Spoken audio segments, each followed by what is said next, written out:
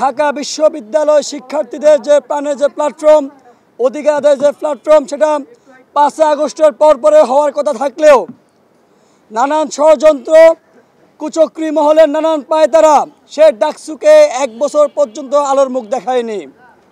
অবশেষে 9 তারিখে ডাকসু নির্বাচনের ঘোষণা দিয়েছে আমাদের সে প্রশাসন, কিন্তু সেই ডাকসু নির্বাচনকে বানচাল করার জন্য কুচক্রী মহল যে পায়তারা চালিয়েছেন সেটা এখনো তারা বন্ধ করেননি। আজকে ডাকসু নির্বাচন স্থগিত করার মধ্য দিয়ে সেই পায়তারা স্পষ্ট হয়েছে। আমরা গত কয়েকদিন ধরে যে আশঙ্কার কথা বারবার করে বলে আসতেছি, সেই আশঙ্কা আজকে দৃশ্যমান হয়েছে। আমরা দেখেছি বিএম ফাহমিদা নামে একজন ব্যক্তির রিটের পরিপ্রেক্ষিতে হাইকোর্ট অতি উৎসাহী হয়ে পুরা ডাকসুকে তারা স্থগিত করে দিয়েছে। আমরা দেখেছি সেই রিটের ফেয়ারে কি বলা হয়েছে, শুধুমাত্র একজন জিএস পদপ্রার্থীর ছাত্রলীগের সাথে সংশ্লিষ্টতা থাকার কারণে শুধু ওই ব্যক্তির প্রার্থিতা বাতিল করার জন্য রিট করা হয়েছে, ফেয়ার করা হয়েছে।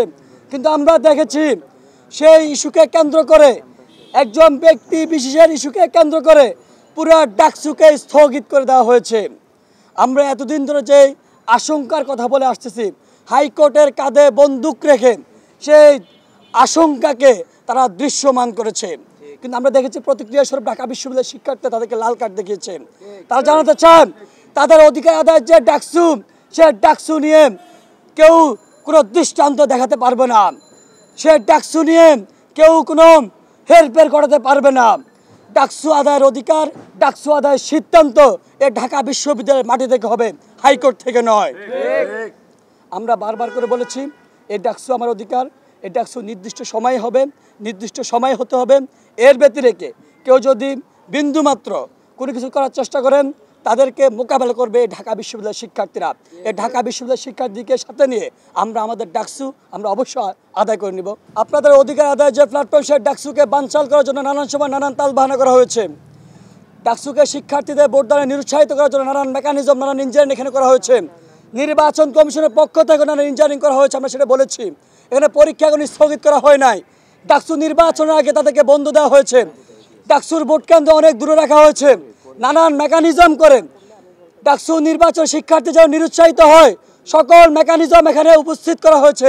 আমরা শিক্ষার্থীদের প্রতি আহ্বান জানাতে চাই, সকল কিছুকে উপেক্ষা করে, সকল কিছুকে লাল কার্ড দেখিয়ে আপনারা ডাকসুকে বাস্তবায়ন করেন।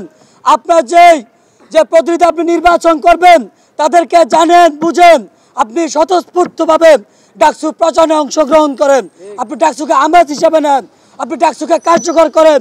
এই ডাকসু আপনার অধিকার আদায়ের জন্য, আমরা আপনাদের অধিকারের জন্য কাজ করে যাব।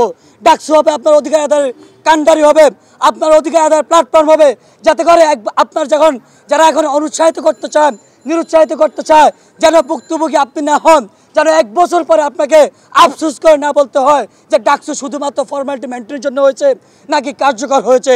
আমরা আপনাদেরকে উদাত্ত আহ্বান জানাই, আপনারা উদ্গ্রীব হন, আপনারা আগ্রহী হন ডাকসুর প্রতি।